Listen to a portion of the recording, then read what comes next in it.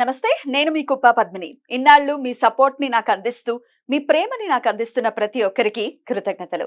ఇప్పుడు చూడబోతున్న ఈ వీడియో కూడా ఖచ్చితంగా మీకు ఉపయోగపడుతుంది. లైక్, షేర్ అండ్ సబ్స్క్రైబ్ చేసి మీ ఇష్టాన్ని, అలాగే మీ సపోర్ట్‌ని నాకందించండి. అలాగే ఈ వీడియో పట్ల మీ అభిప్రాయాన్ని కామెంట్ సెక్షన్‌లో కామెంట్ చేసి నాకు తెలియజేయండి. నమస్తే. నమస్తే. Welcome to our channel. నేను పద్మిని. ప్రస్తుతం మనతో పాటు ప్రముఖ ఆధ్యాత్మికవేత్త, ప్రముఖ న్యూమరాలజిస్ట్ లక్ష్మీ నరసింహస్వామి ఉపాసకురాలు శ్రీమతి స్రవంతి గారు మనతో పాటు ఉన్నారు. మాట్లాడదాం. నమస్తే అక్క. నమస్తే పద్మిని. అక్క, అమావాస్య వచ్చేస్తోంది. ఈ సంవత్సరంలో వచ్చేటటువంటి ఆఖరి అమావాస్య. మరి ఈ అమావాస్య మరి 11 నెలల నుంచి కదక్క? 12 నెలల నుంచి కూడా చాలా వైభవపేతంగా అమావాస్యలను వినియోగించుకోవటం అనేది జరిగింది. మీరే కాదు, ప్రేక్షకుల చేత కూడా. ఈ అమావాస్యను ఏమైనా మిస్ అవుతారా? మిస్ అవ్వదలుచుకోలేదు. మరి ఏం చేయదలుచుకున్నారు? అమ్మవారికి మళ్ళీ కూడా ఎందుకంటే మాట్లాడుకుంటుంటే లాస్ట్ టైం మనము 13 సార్లేమో మనకి అమ్మవారిది అయింది అనమాట, శ్యామలమ్మది అయింది. 12 సార్లేమో వారాహి అమ్మవారిది అయింది. అయితే అధిక మాసం వచ్చింది అది అధిక మాసం వచ్చే లాభాన్ని అంతా కూడా మనం అమ్మవారికే, మనకు వచ్చే పుణ్యం అంతా కూడా అమ్మవారికే మనం సమర్పించుకోవాలి. కాబట్టి మనం ఈ నెల కూడా చేసుకుందాం తప్పకుండా. అలాగే అప్పుడు చేస్తే ఏమవుతుంది అని అంటే, లాస్ట్ టైం 13 శ్యామలమ్మవి, 12 వారాహి అమ్మవారు, కాబట్టి 25 హోమాలు అయినట్టు కదా అమ్మవారికి. ఇప్పుడు ఈ 2 హోమాలు కూడా చేస్తే నక్షత్ర మాలిక అవుతుంది, మనకి 27 అవుతుంది అని చెప్పి అనుకోవడము, అలాగే చెయ్యాలి అని చెప్పి సంకల్పం. ఈసారి ఎలా అయినా సరే మళ్ళీ చేద్దాం. ఎందుకంటే లాస్ట్ టైం చేసినప్పుడు ఒక ఇంత బాధ అనిపించింది, అయ్యో భావోద్వేగానికి లోనయ్యారు ఖచ్చితంగా. వదిలేసినట్టేనా, మనం ఎలా చేసుకోవాలి, మళ్ళీ అమ్మవారిది ఎప్పుడు చేస్తామో అన్నట్టు అనిపించింది. కానీ వదిలేది ఏం లేదు అమ్మవారిది, తప్పకుండా చేసుకుందాం ఈ అమావాస్య. ఈ అమావాస్య అసలు ఈ శోభకృత్ నామ సంవత్సరంలో ఇంకా లాస్ట్ అమావాస్య కాబట్టి మరి సేమ్ యాజ్ ఇట్ ఈస్ గా ఏమేమి ఉంటాయి క్రతువులు ఒకసారి చెప్పండి అక్క.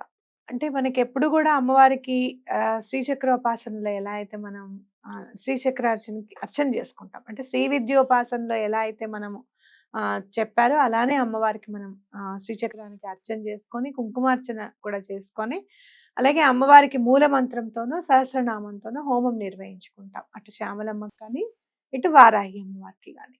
ఈసారి కూడా అలాగే చేద్దాం. అందులో ఫాల్గుణ మాసము అనేసరికి చాలా మంచిది. అందుకే మీరు చూడండి, పాప విమోచన ఏకాదశి అని చెప్పి, హోళికా పూర్ణిమ, అలాగే రంగ పంచమి, ఇట్లాంటివన్నీ కూడా చాలా విశేషమైన రోజులు పాల్గొన మాసంలో వస్తాయి. అంతే విశేషంగా ఈసారి సోమావతి అమావాస్య రాబోతోంది, సోమవారం అమావాస్య. అయితే మనం మొదలుపెట్టిన రోజుల్లో సెకండ్ వచ్చింది అనుకుంటా సోమవారం అమావాస్య. ఒక్కసారి వచ్చిందంటే సోమవారం అమావాస్య, మళ్ళీ ఇప్పుడు వచ్చింది. కాబట్టి చక్కగా ఆ రోజు చేసుకుంటే చాలా విశేష ఫలితాన్ని ఇస్తుంది అని మనం చక్కగా మనకు అందరికీ తెలిసిందే. కాబట్టి సోమవారం అనేసరికి మానసిక సమస్యలు ఏమన్నా ఉంటే గనక చంద్రశేఖర అష్టకం చదువుకుంటే సోమవారానికి చాలా మంచిదని మనం చెప్తూ ఉంటాం. అలాగే సోమవతి అమావాస్య నాడు కూడా విశేషమైన పూజ ఏదైనా చేసుకుంటే 1000 రెట్లు ఫలితాన్ని ఇస్తుంది అని కూడా మనందరికీ తెలిసిందే. కాబట్టి అమ్మవారికి గనక మనం ఇట్లా హోమాధికాలు చేసుకొని అర్చన చేసుకుంటే, అమ్మవారికి ఇంకా లలితం సదాశివం మనం ఎప్పుడు చదువుకుంటూ ఉంటాం, ఆ లలిత అమ్మవారికి చేసుకుంటే అటు సదాశివుడికి కూడా చేసుకున్నట్టే అవుతుంది. కాబట్టి ఈ సోమవారం అమావాస్యను తప్పకుండా వినియోగించుకోవాలి. అద్భుతం. ఏమేమి ఉంటాయి అక్క? పొద్దున్న శ్యామలమ్మకు ఉంటుంది, పొద్దున్న శ్యామలమ్మకు ఉంటుంది, సాయంత్రం వచ్చేసరికి వారాహి అమ్మవారికి ఉంటుంది. మనం పూర్ణాహుతి వారాహి అమ్మవారికి సాయంత్రం చేసుకుంటాం అన్నమాట. అలాగే ఎప్పుడైనా కూడా మనకి మీకు ఉద్యోగంలో ఏదైనా ప్రాబ్లం ఉన్నా, ఉద్యోగం రాకపోయినా, లేదు అంటే గనక ఇల్లు కట్టుకోవాలి అది మధ్యలో ఆగిపోయినా, అంటే పైకం లేక, లోన్స్ రాక, ఇలాంటివన్నీ కూడా, ఏదైనా ప్రమోషన్స్ ఆగిపోయినా, ఇలాంటివన్నీ కూడా శ్యామలమ్మని పూజిస్తే చాలా సులభతరంగా అమ్మవారు మనకి ప్రసాదిస్తారు అని మనం చెప్పుకోవచ్చు.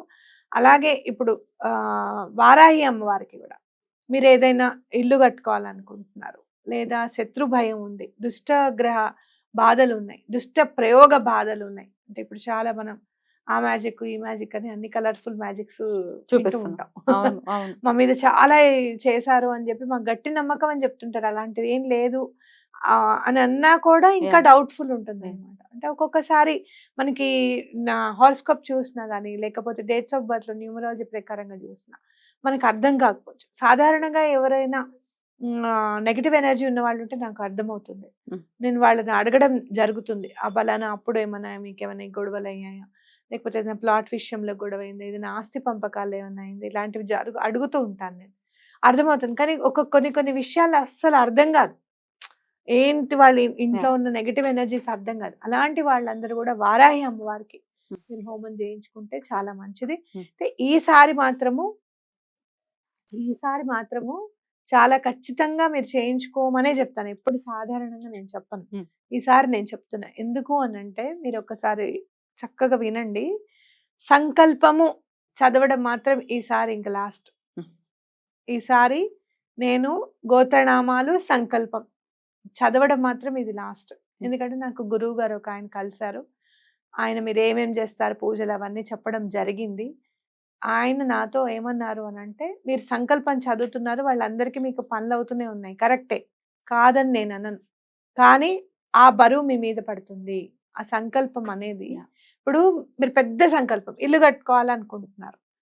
ఈ 3000 వాళ్ళు కడుతున్నారు. వాళ్ళకి ఇల్లు కుదిరిపోయిందనుకోండి. పెద్ద పనే అయింది గదా! వాళ్ళు దానికి ఏదన్నా రిటర్న్ గ్రాటిట్యూడ్‌గా ఎక్కడైనా ఏమన్నా ఇస్తున్నారా?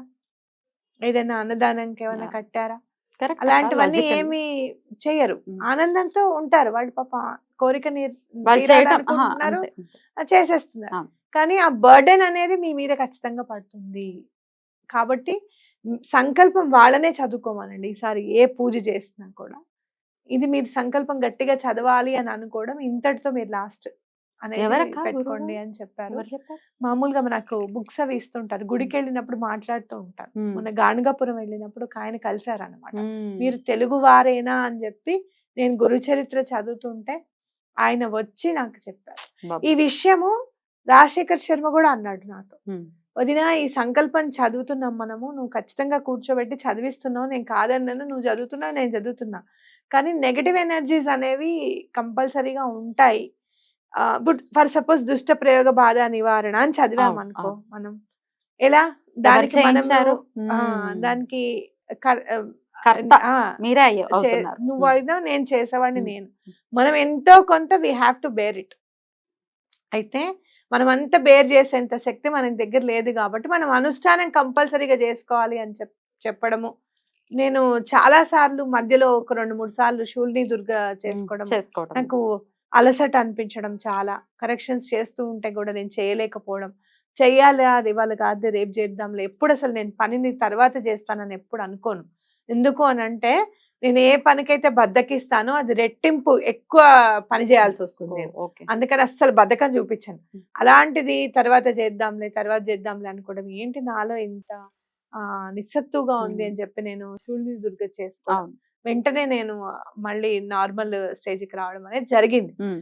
కాబట్టి మీరు ఎటువంటి పరిస్థితుల్లో ఈసారి మాత్రం ఇంకా లాస్ట్ నేను సంకల్పం చేయడం.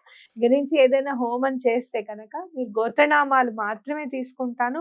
మిమ్మల్ని కూర్చోబెట్టి ఆ సంకల్పం అనేది మీరే చదువుకోవాలి చదువుకో. ఇంకా నుంచి. ఇది రైట్. లాస్ట్ అన్నమాట. ఇదే లాస్ట్. ఖచ్చితంగా వినియోగించుకోవాలయితే. ఆ! యాజ్ యూజువల్‌గా ప్రసాదం అది కూడా అందుతుంది కదక్క? తప్పకుండా పంపిస్తాను హ్మ్. ప్రసాదం అదైతే. హ్మ్. మీరు చాలా మంది ప్రసాదం అడ్రెస్‌లు పెట్టేటప్పుడు ఫోను నంబర్స్ కరెక్ట్‌గా పెట్టట్లేదు. హ్మ్. అలాగే అడ్రెస్ రాసి మీరు పైన పేరు రాయరు. హ్మ్.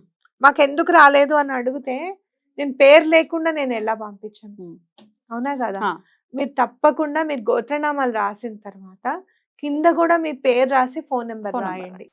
వెంటనే నేను పంపించడానికి ఉంటుంది. షూర్. మీకు లేట్ చేయకుండా ఉంటుందన్నమాట. షూర్. ఎందుకంటే ఎప్పుడైతే మనం హోమం చేసుకుంటామో, ఆ తర్వాతనే మనం చేసిన కుంకుమార్చనలో హ్మ్. ఆ కుంకుమ తీసుకుంటాము. తర్వాత విభూది గూడా తీసుకుంటాను. మీకెవ్వరికీ ఇంకా నేను కెమెరా చెప్పండి రుద్రాక్షలు పంపిస్తా అని చెప్పను ఎవరికీ. హ్మ్. రుద్రాక్షలు గూడా పంపించడం జరుగుతుంది. ఎందుకంటే నా పంపిస్ దగ్గర స్వామివారికి ఎన్నో సార్లు మహాన్యాసపూర్వక రుద్రాభిషేకం అవి చేస్తూ ఉంటారు గదా! రాజశేఖర్ శర్మ నాకు గూడా ఇచ్చేస్తారు పాపం. ఎవరికైనా ప్రసాదంగా పంపించేసేయి వదిన అని జెప్పి. కాబట్టి అవన్నీ గూడా ఉంటాయి. తప్పకుండా రుద్రాక్ష గూడా నేను పంపిస్తాను. అందరం పిల్లలు గడ వాళ్ళమే. రుద్రాక్ష ఉంటే చాలా మంచిది. సంసారిక జీవితం చాలా బావుంటుంది రుద్రాక్ష ఉంటే. దేవుడి రూమ్‌లో. కాబట్టి అలాగే రుద్రాక్ష ఉంటే మనకి ఆర్థిక ఇబ్బందులు గూడా తొందరగా తొలగిపోవడానికి గూడా అవకాశం ఉంటుంది.